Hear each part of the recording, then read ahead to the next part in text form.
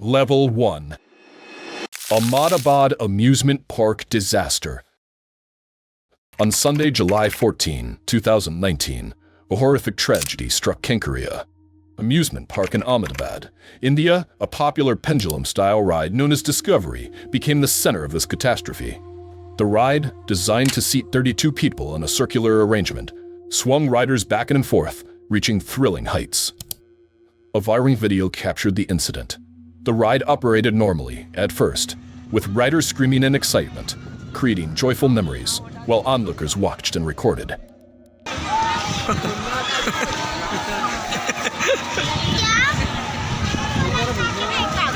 But in an instant, the scene turned nightmarish. As the pendulum reached its peak, the main shaft's connecting cable snapped, causing the entire structure to plummet.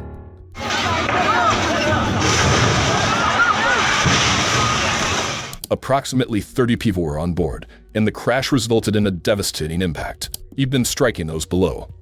Tragically, two young individuals, Manali Rajwati, 24, and Mohammad Zaid Momin, 22, lost their lives, and 29 others were injured, with several in critical condition. Subsequent investigations led to 6 individuals, including the managing director of Superstar Amusement Private Limited, being charged with culpable homicide for failing to adhere to necessary safety protocols. This negligence turned a fun weekend for families and children into an unforgettable tragedy. Level 2. Horrific hot air balloon crash. On June 21, 2025, in Praia Grande, Santa Catarina, Brazil, a devastating tragedy unfolded, leaving significant casualties. The incident was captured on mobile phone cameras by onlookers. The footage initially shows a massive vibrant hot air balloon carrying 21 passengers, which had faced technical issues and made an emergency landing due to problems with its burner. After adjustments, the balloon relaunched with 8 passengers, met with cheers and applause from the crowd. The decision to fly again proved catastrophic. As spectators filmed the picturesque ascent, everything seemed normal until an unexpected horror unfolded. Minutes into the flight, at a significant height, the crowd noticed someone dangling from the balloon. Anxiety turned to dread when a second person jumped from the perilous height, signaling something was terribly wrong. Smoke rising from the balloon confirmed their fears. It was on fire. The footage captured 4 people falling from approximately 150 feet, 45 meters, appearing as mere specks in the sky. A gut-wrenching sight. The remaining 4 passengers, too terrified to jump, perished as the burning basket and wreckage crashed. All 8 on board lost their lives in a horrific manner, while the 13 who opted out of the second flight returned home safely. The balloon company issued apologies to the victims' families, but for those lost, a joyful outing turned into an irreparable tragedy. Level 3. Hollywood-style car crash on the highway. On July 14, 2021, a shocking and unexpected accident unfolded on Onstadt Road near Highway 99 in Yuba City, California, recorded by the Peterson family's dashcam. Around 8 a.m., Lily, her husband Michael, and 2 of their children were driving home from their daughter's house, engrossed in conversation. As Michael spoke to Lily, he noticed her staring in horror to the left. Turning his head, he saw a Toyota Camry soaring through the air like a scene from a Hollywood action film, hurtling straight toward them. Michael braked just in time as the car, having veered off a side road, flipped upside down and crashed onto the street 30 feet away. I hope they wash my truck tomorrow. I just came, there was 2 more things I need to put on that list. Lily and their 11-year-old daughter in the back seat screamed in terror at the harrowing sight. Michael urgently told his family to call 911. Shocked and frantic, the couple struggled to explain the street name and what they'd witnessed to the police. 99 and Peace Road and Onstadt. It's on Onstadt. It's on Onstatt. Can someone talk in the phone so I can hear what's going on? I'm sorry. It's yeah. This car came flying over the embankment. It's on fire. It's on Onstatt. Hold on. Stop it. I'm afraid to go over there, but Stop it. here. Amid a cloud of dust, Michael gathered the courage to approach the overturned car, hoping to help. To his astonishment, the driver, a 26-year-old woman, and another passenger were conscious and alive. They had been involved in a hit-and-run chase, losing control of the vehicle, leading to the dramatic crash.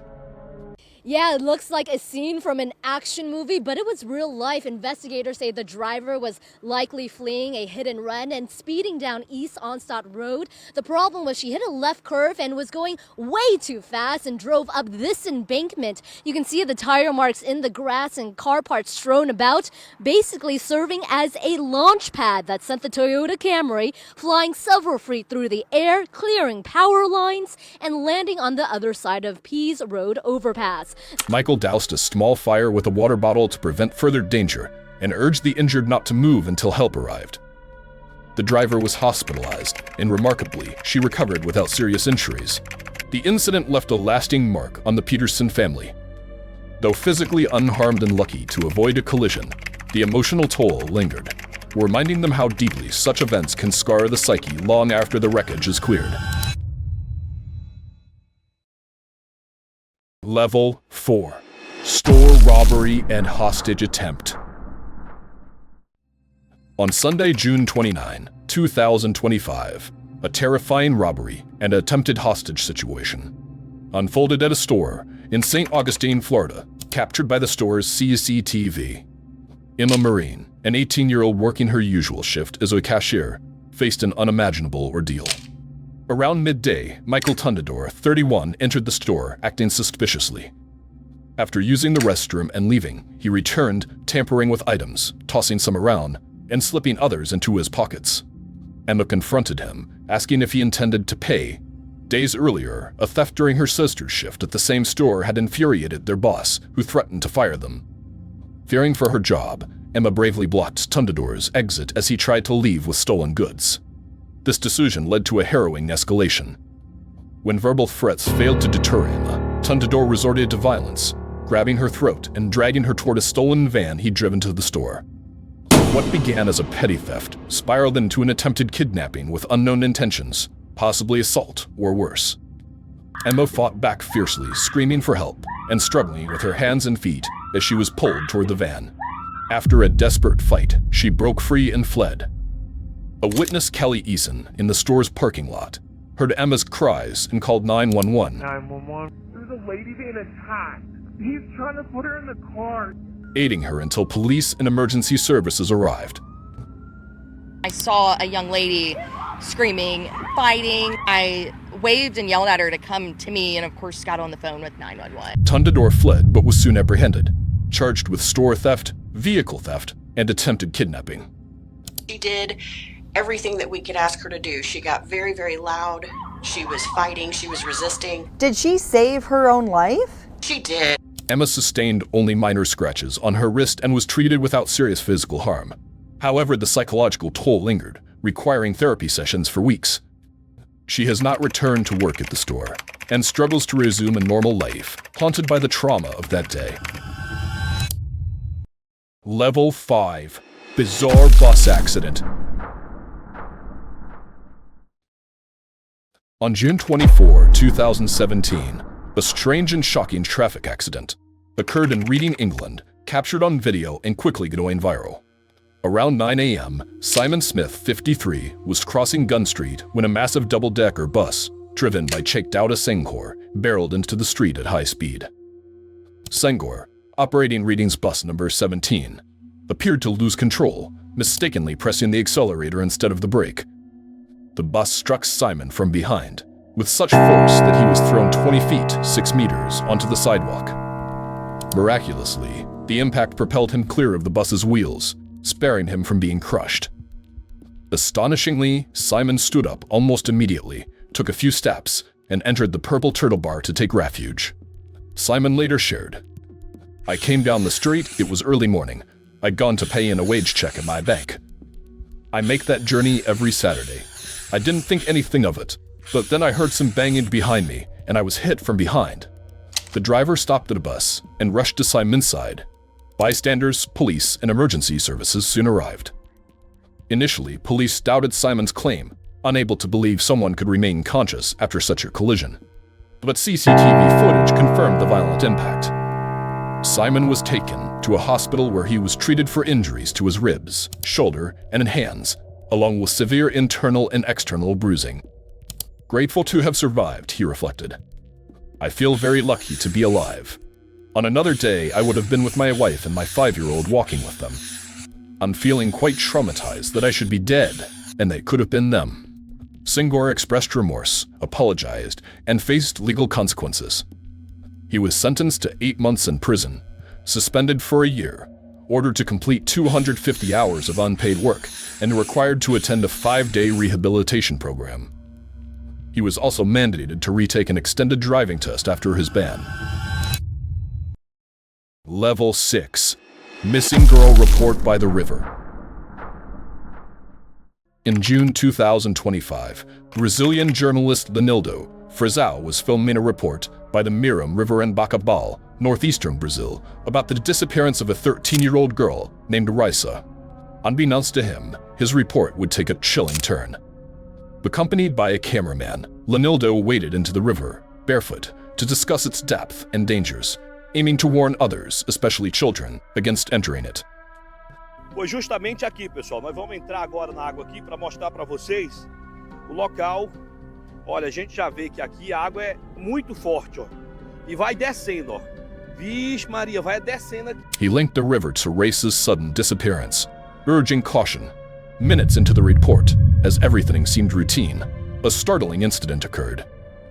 While standing chest deep in the water, speaking into his microphone, Lenildo slipped, feeling his foot catch on something unusual, possibly a human hand. Shocked and frightened, Ó a fundura aqui, ó. Ui. he signaled to his crew, too unnerved to investigate further. Eu vou lá. Não vou não, eu tenho medo. Parecia braço. Suspecting it could be Raissa's body, he chose not to act alone and called the police and search teams. On June 30, authorities searched the exact spot where Lenildo filmed and found Raissa's body. Examinations confirmed she had no physical injuries and had drowned.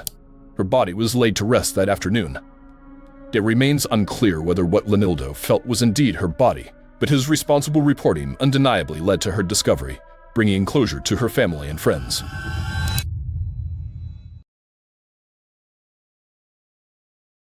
Level 7. Hostage Crisis with a Hand Grenade. On July 7, 1998, in Guatemala City, Guatemala, a shocking and terrifying hostage situation unfolded, capturing widespread attention. Henry Giovanni Estrada, a prisoner accused of murder, was being escorted to his trial when he made a desperate bid to avoid conviction. While under police escort, Henry requested a bathroom break, which was granted, as the officers had no inkling of his plan. Astonishingly, when he emerged, he was holding a hand grenade, stunning the officers, court staff, and police. Seizing the moment, Henry took 2 court employees, a man and a woman, as hostages, dragging them outside.